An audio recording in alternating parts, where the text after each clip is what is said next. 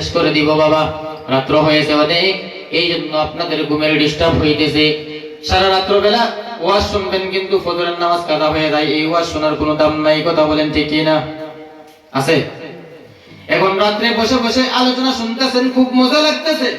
এখন রাত্রে বেলা যখন যাইয়া বিছানার মধ্যে যখন ঘুমাইবেন, মুয়াজ্জিন যখন মসজিদের মিনারে আযান দিবে, হাইয়া আলাস সালাহ হাইয়া আলাল ফালাহ, আসো তোমাদের কামিয়াবির দিকে, আসো তোমাদের কল্যাণের দিকে, তখন তো আপনি ঘুমের কারণে নামাজে আসতে পারবেন না।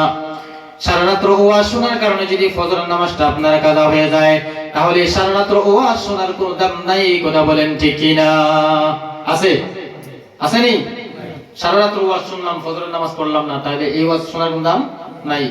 এই জন্য মুসলমান বাবাজিরা ভাইরা, অল্প সময়ের মধ্যে শেষ করে দিব, একটু গুরুত্ব সহকারে, একটু ধৈর্যের সহিত একটু বসেন, ওটা বসা করবেন না।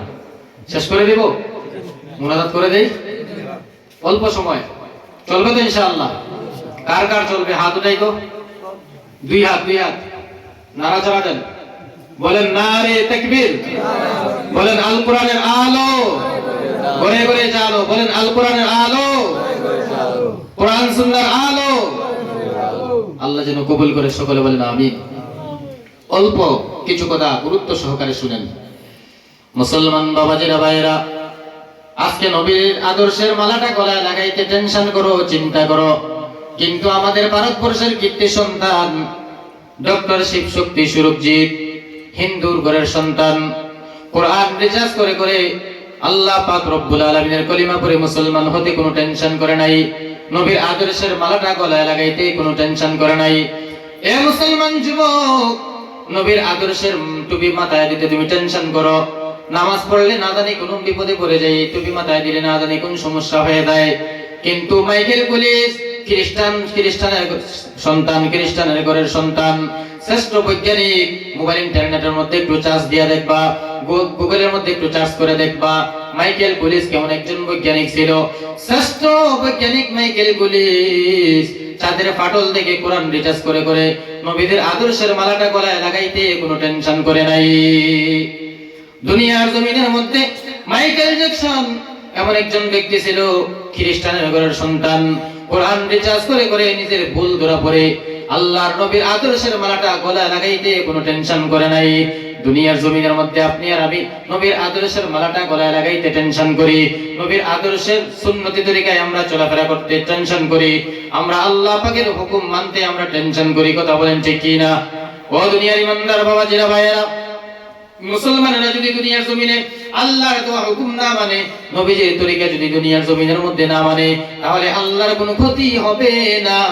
আল্লাহ পাক রব্বুল আলামিন প্রয়োজনে খ্রিস্টানের সন্তানদেরকে কলিমা পড়াইয়া মুসলমান বানাইয়া খ্রিস্টানদেরকে দিয়া দুনিয়ার জমিনের মধ্যে ইসলামের পতাকা উত্তোলন করবেন, দুনিয়ার জমিনে ইহুদিদেরকে কলিমা পড়াইয়া মুসলমান বানাইয়া আল্লাহ পাক রব্বুল আলামিন তাদেরকে দিয়ে ইসলামের পতাকা দুনিয়ার জমিনে উত্তোলন করবেন।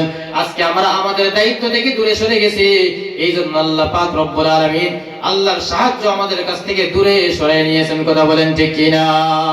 এমন একটা সময় দুনিয়ার জমিনের মধ্যে ছিল, যে সময় আল্লাহ পাক রব্বুল আলামিন মুসলমানদেরকে বাতিলের বিরুদ্ধে বিজয় দান করেছিলেন, করেন নাই? যুদ্ধের ময়দানে বিজয় লাভ করেছিলেন মুসলমানরা।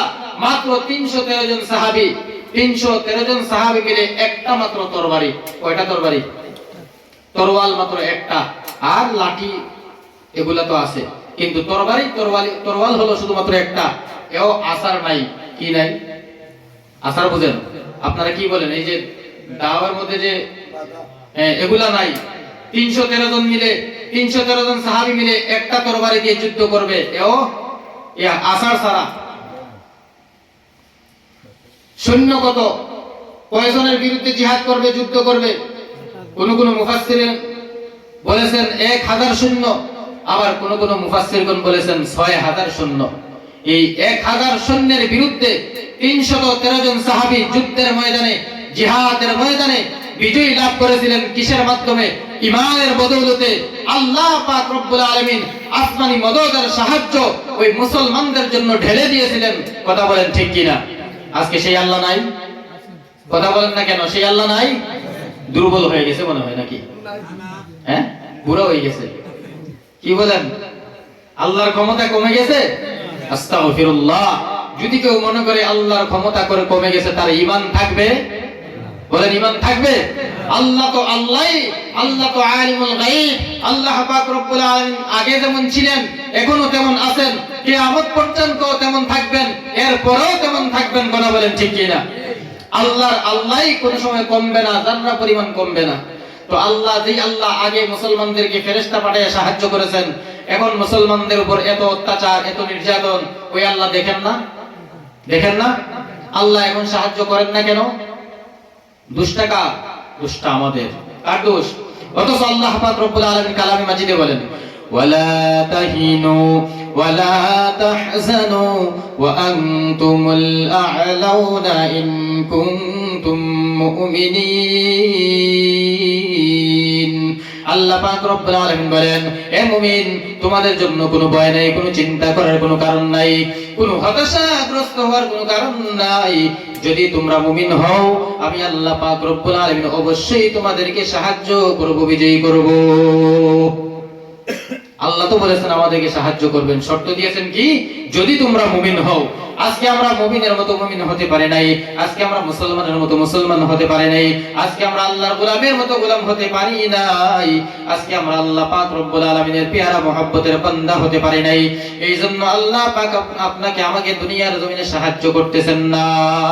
আল্লাহ পাক রব্বুল আলামিন আমাদের উপর নারাজ হয়ে গেছেন। রে বান্দা, আমাদের গুনাহের কারণে আল্লাহ পাক নারাজ, আমাদের গুনাহের কারণে আল্লাহ পাক আমাদের উপর রাগ করে আছেন। ও দুনিয়ার বান্দা বান্দীরা, এখনো সময় আছে, তওবা করো। আল্লাহ পাক রব্বুল আলামিনের কাছে দুই হাত উঁচু করে বলো, মালিক, জীবনে কত গুনাহ করেছি আল্লাহ, আর কোনোদিন গুনাহ করব না। আল্লাহ পাক রব্বুল আলামিন বলেন, কুল ইয়া ইবাদিয়াল্লাযীনা আসরাফু আলা আনফুসিহিম লা তাকনাতু মির রাহমাতিল্লাহ। দুনিয়ার মা বাবার ঘরের মধ্যে, মা বাবার কাছে কোনো দোষ করে ফেললে মা বাবা বলে, তোর মতো সন্তান আমার কোনো দরকার নাই, বলে কি বলে না? বলেনি? ভাইয়ের স্বার্থের মধ্যে আঘাত হয়ে গেলে ভাই বলে, তোর মতো ভাই আমার কোনো প্রয়োজন নাই। বিবির স্বার্থে আঘাত হয়ে গেলে বিবি বলে, ও স্বামী, আমাকে কখন ছাড়বা, কখন ডিভোর্স দিবা, বলে না? কারণ স্বার্থে আঘাত হয়ে যায়। আল্লাহ পাক রব্বুল আলামিন আপনাকে আমাকে এত মহব্বত করে বানাইলেন, এত নাজ নিয়ামত দান করলেন। আসমানটা আল্লাহ পাক ফিরিয়ে দিয়ে দিলেন, আল্লাহ অক্সিজেন ফিরিয়ে দিয়ে দিলেন, চাঁদের আলো সূর্যের আলো আল্লাহ পাক ফিরিয়ে দিয়ে দিলেন, সমুদ্রের মাছ আল্লাহ পাক রব্বুল আলামিন ফিরিয়ে দিয়ে দিলেন, আল্লাহ পাক গাছের ফলগুলো আল্লাহ পাক রব্বুল আলামিন আপনাকে আমাকে ফিরিয়ে দিয়ে দিলেন। আল্লাহ পাকের এত নিয়ামত খাইয়া আল্লাহ পাক রব্বুল আলামিনের সঙ্গে এত নাফরমানি করলাম, তারপরে আমার আল্লাহ পাক বলেন নাই, দূর হো, যা যা যা, তোকে আমি সাহায্য করব না।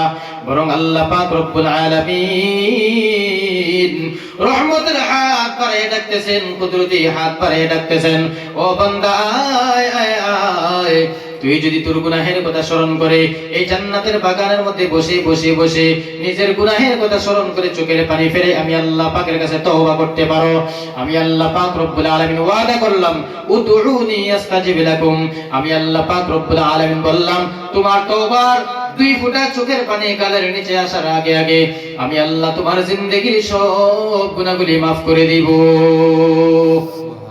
এরকম তওবা করতে পারবো তো ইনশাআল্লাহ? পারবো তো ইনশাআল্লাহ? এই মজলিসের মধ্যে বসে কান্না করব। আমরা মা বললে কাঁদি, বাবা বললে কাঁদি, এরপর তো আর কোনো মনে কখনো কাঁদি নাই। এবার একটু নিজের গুনাহের কথা স্মরণ করে কান্না করেন, চোখটা বন্ধ করেন, আর জীবনের পেছন দিকে তাকায় দেখেন জীবনে আল্লাহর দেওয়া জবানটা দিয়ে কতটা মিথ্যা কথা বলেছেন। জীবনে আল্লাহর দেওয়া 60 থেকে 70 বছর হায়াত নামক নিয়ামত পাইয়া আল্লাহর সঙ্গে কতটা গুনাহ নাফরমানি করেছেন।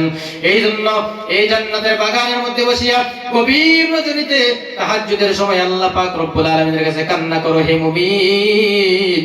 আল্লাহ পাক রব্বুল আলামিন যদি আপনার 2 ফোঁটা চোখের পানি যদি কবুল হয়ে যায়, আল্লাহর দরবারে যদি কবুল হয়ে যায়, হতে পারে আল্লাহ পাক রব্বুল আলামিন এই 2 ফোঁটা চোখের পানির বিনিময়ে আল্লাহ পাক রব্বুল আলামিন আপনাকে নাজাতের ফয়সালা করে দিতে পারেন। কথা বলেন ঠিক কি না? এই জন্য আমরা খালিস দিলে তওবা করি, এখন মনে মনে তওবা করি।